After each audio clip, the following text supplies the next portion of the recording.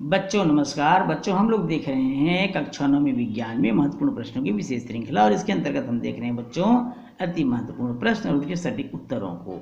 इससे पूर्व के भागों तक बच्चों लगभग हमने 15 से 16 क्वेश्चन कर लिया है, 15 क्वेश्चन तक कर लिया है बच्चों।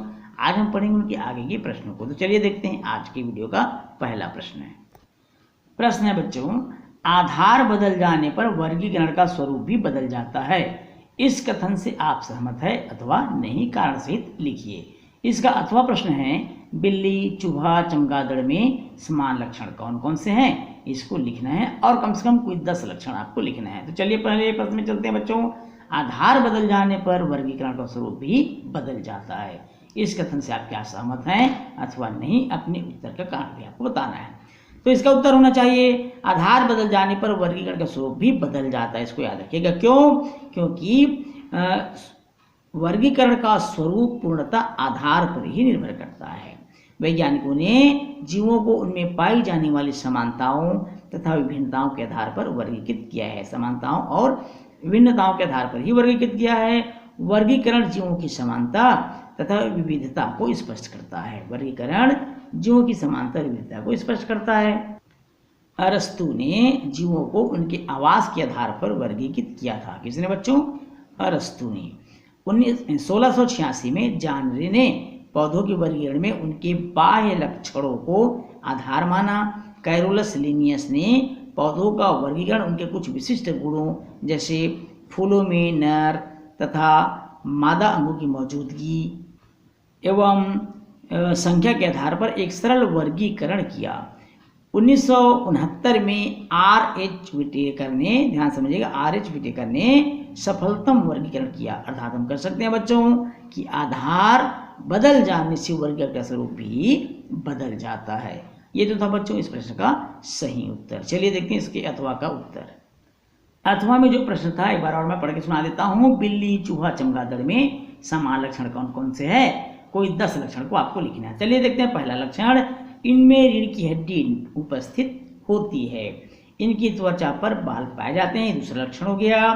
तीसरा, ये सभी स्तनधारी या स्तनपायी जंतु हैं। इनकी उत्पत्ति आरंभिक मध्य जुरासिक युग में हुई थी।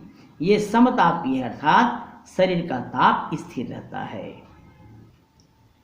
अगला है बच्चों, लाल रक्त कणिकाओं केंद्रक से रहित होती है। लाल रक्त कणिकाएं जो है केंद्रक रहित होती है, इसमें केंद्रक नहीं होती। गुदा, मूत्र व जनन द्वार अलग अलग खुलते हैं। मादा में स्तन पाए जाते हैं। स्तनों में दुग्ध ग्रंथियां पाई जाती है, इसलिए हमने पहले ही कहा था स्तनपायी होते हैं। पैरों में खूर, नखर जिसको हम नाखून कह सकते हैं, या उंगलियों में जाल पाए जाते हैं। इनमें बाह्यकर्ण विकसित होता है बच्चों, इनमें बाह्यकर्ण विकसित होता है। ये तो था बिल्ली, चूहा, चमगादड़ में समान लक्षण। चलिए देखते हैं अगला प्रश्न है। अगला प्रश्न है, रोग की रोकथाम उसके उपचार से बेहतर है। इस कथन की सार्थकता बताने के लिए कोई एक उदाहरण दीजिए। इसमें अथवा पूछा हुआ है, रोग प्रतिरोधक क्षमता किसे कहते हैं, यह हमारे स्वास्थ्य को कैसे प्रभावित करती है, एक उदाहरण से समझाइए। तो चलिए देखते हैं बच्चों प्रश्न को। प्रश्न है, रोग की रोकथाम उसके उपचार से बेहतर है। इस कथन की सार्थकता बताने के लिए कोई एक उदाहरण दीजिए। तो इसका उत्तर हम लिखेंगे बच्चों, रोग की रोकथाम उसके उपचार से बेहतर है। इसका अर्थ यह है कि हम साफ सफाई से रहें, ऐसी सावधानियां बरतें कि हमें कोई रोग ना हो, अतः इलाज की जरूरत ही ना पड़े। जब हम सावधानी रखेंगे, साफ सफाई रखेंगे तो निश्चित रूप से मान सकते हैं हम इलाज की जरूरत कम पड़ेगी। क्योंकि रोग हो जाने के पश्चात शारीरिक कष्ट होता है, धन का भी हानि होती है, धन का भी क्षय होता है। इन सब चीज़ों से हम बचे रहेंगे। साथ ही समय भी नष्ट होता है और हमारे कार्य में भी बाधा पड़ती है।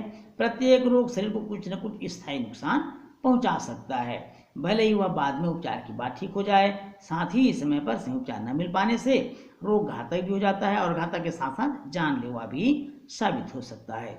इसलिए हम कह सकते हैं बच्चों कि रोग की रोकथाम उसके उपचार से बहुत बेहतर है।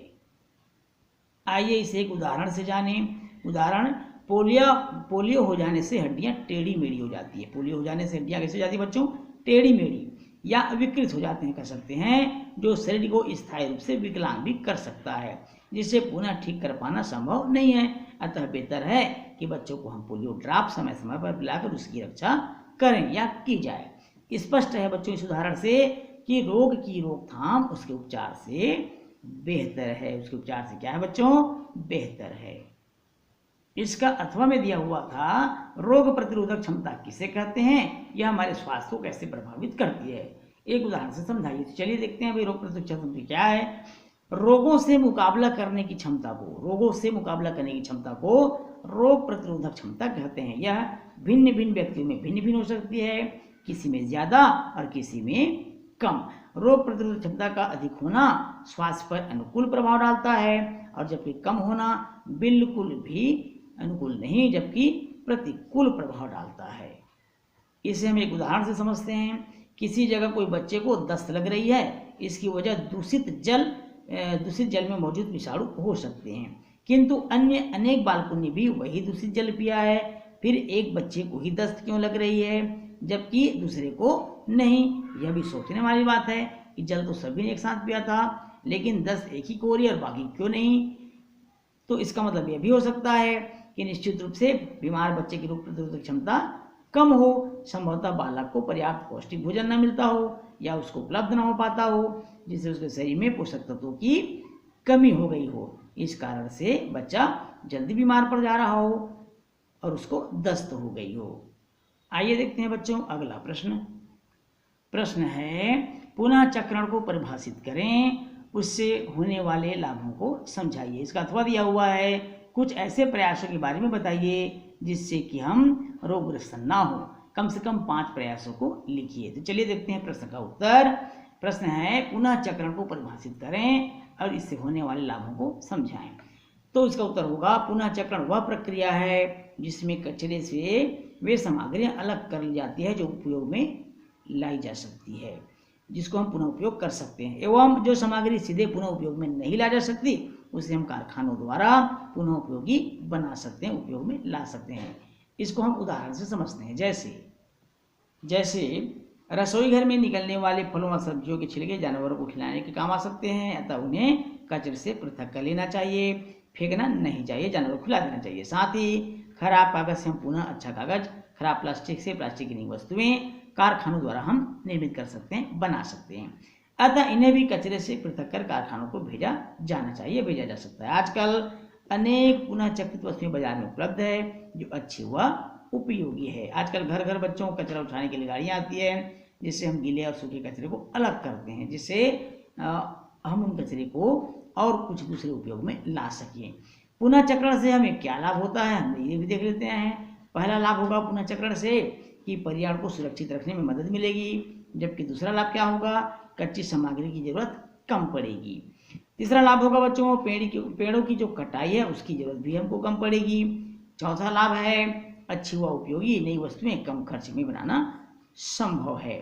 पांचवा लाभ इसके बच्चों कचरे की मात्रा घटेगी या घटती है, जबकि छठवा है भूमिगत जल स्रोतों को दूषित होने से बचा सकते हैं। भूमिगत जो जल स्रोत है उसको हम दूषित होने से क्या कर सकते हैं, बचा सकते हैं। तो ये पुनः चक्रण से हमको फायदे हैं। चलिए देखते हैं इसके अथवा का उत्तर। इसके अथवा में पूछा गया था कुछ ऐसे प्रयासों के बारे में बताइए जिसमें कि हम रोगग्रस्त ना हो, कम से कम 5 प्रयासों को लिखना है। तो चलिए देखते हैं कौन कौन से प्रयास हो सकते हैं जिसके द्वारा हम रोगग्रस्त होने से बच सकते हैं। पहला प्रयास है बच्चों की आसपास के वातावरण को आप गंदगी से मुक्त रख दीजिए, गंदगी ना होने दें जिससे हम और आप रोग मुक्त रहेंगे। भोजन की उचित मात्रा, व्यायाम, इसके द्वारा भी हम रोग मुक्त हो सकते हैं। टीकाकरण बहुत महत्वपूर्ण है। जैसे आजकल कोरोना वायरस चल रही है, तो कोरोना वायरस से अगर आपको अच्छा स्वास्थ्य चाहिए तो आपको टीके लगवाने होंगे। यदि आप 18+ हैं तो आप जरूर टीका लगवाएं। चलिए देखते हैं बच्चों अगला क्या प्रयास होना चाहिए। अगला प्रयास हम यह भी कर सकते हैं कि भोजन और जल की शुद्धता, भोजन तो करते हैं लेकिन उसकी शुद्धता पर भी हमको ध्यान देना चाहिए। अर्थात हाथ हमेशा धोते रहें, भोजन करने से पहले धोएं और धोकर ही भोजन करें। मास्क का प्रयोग आजकल देख रहे हैं बच्चों, कोरोना जब से आया है मास्क हमारे जीवन का अभिन्न हिस्सा बन चुका है। मास्क जरूर लगाएं, मास्क लगाना बिल्कुल ना भूलें। मास्क से आप कोरोना वायरस के विषाणु कीटाणु से तो बचेंगे ही, साथ ही वातावरण की जो दूषित हवा है उससे भी हमको सुरक्षा मिलती है। तो कोरोना वायरस, इस वायरस से हम बचेंगे, बहुत अच्छे से बचेंगे। कब? जब हम मास्क का प्रयोग करेंगे। तो मास्क लगाइए, बीच बीच में हाथ धोते रहिए और 2 गज की दूरी भी आपको बनाकर रखना है। इन सभी कारणों से हम रोगों से मुक्त हो सकते हैं, इन सभी प्रयासों से हम रोगों से मुक्त हो सकते हैं।